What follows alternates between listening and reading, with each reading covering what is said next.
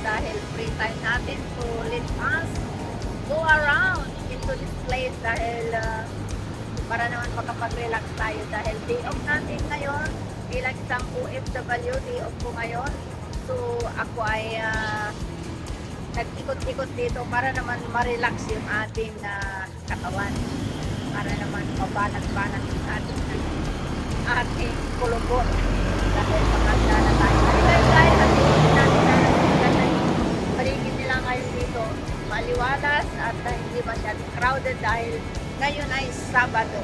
Bukas ay punong-puno tiyak dito dahil karamihan mga OFW na kagaya ko ay dito sila tumatambay dahil ang lugar na ito ay napaka-spacious. Kasi naman dahil dito ay mapupuno ng mga tao bukas dahil bukas ay linggo at karamihan sa mga OFW ay linggo ang kanilang day-off. Kaya ngayon ay masyado matao dahil labas pa lang tayo at dito hindi magkanda gigi ang mga tao maski dito sa paladpad na ito o maski sa mga puno-puno na ganyan ay mapupuno yung tao.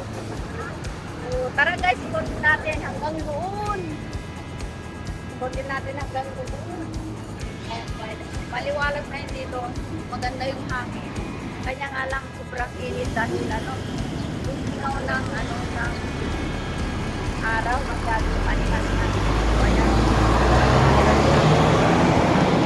Sana ang sabaw. Kaya tara guys at ikutin natin dito dahil para makapag-relax tayo.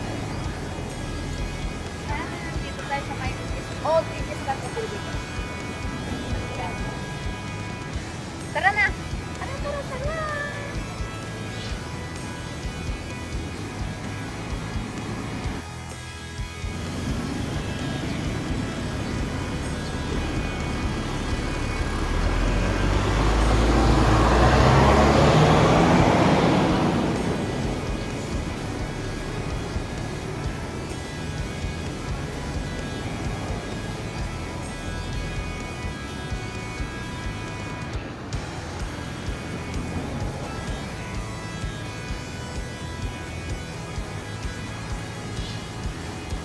Mahilig ako guys sa mga puno-puno. Kaya tignan niyo naman guys ito. Nakakainggan nyo na kunan ng vlog o kunan ng video kasi napakaganda.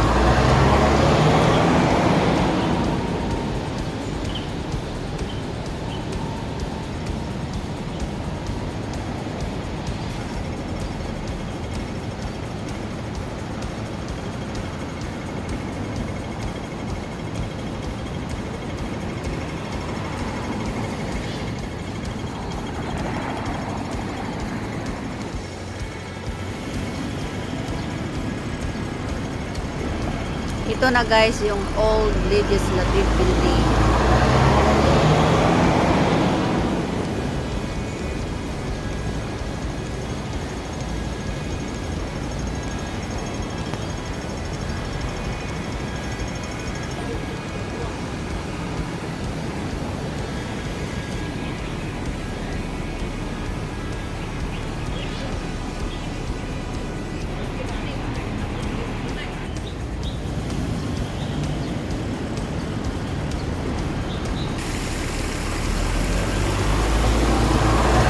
Dito ako tumatambay nung bagong salta ako. Dito ako unang pumunta nung bagong day off ko. Nung unang day off ko dito ako umupo, tumambay dito at hanggang sa makarating ako sa Wan Chai na kung saan may nagyaya sa akin na isang Pilipina na hindi ko kakilala pero kailangan niya yata ng makakasama at niyaya ako. So napunta ako sa maling direksyon sa unang araw ng ating video. So hindi ko na inulit yan. So dito ako tumatambay lagi. Since tuwing day off ko ay dito ako tumatambay at ito yung palatandaan na tambayan ng mga Pilipino. Tinatawag nilang Black Man dahil ang statue na ito ay ito ang naging landmark ng mga Pilipino dito. Ito ang tawag nila dyan ay Black Man. So pag sinabi mong Black Man ay dito lang matatagpuan sa Central. Ayan. Just Sir Thomas Jackson Bart, 1841 to 1915. So, ayan siya. Yan yung statue niya.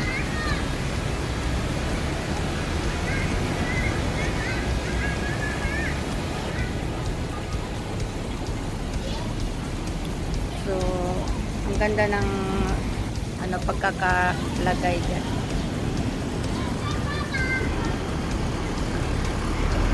Dito ay mapupuno ng mostly Pilipino ang tumatambay dito pagka Sunday.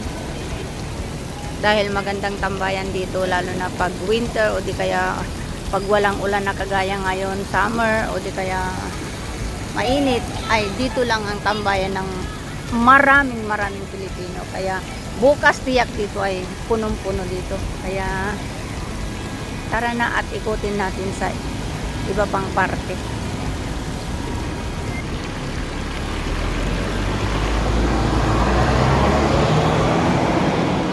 Wow! Look at that, guys! So nice! Ang nilagay nila ditong dekorasyon or display. Tingnan nyo naman, guys, oh.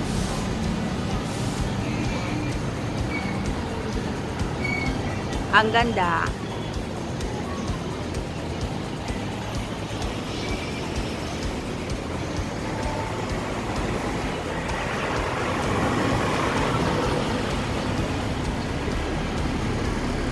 Parang si Zainab Haraki. Mas maganda ito, guys, pagdating sa gabi kasi mag-iilaw-ilaw.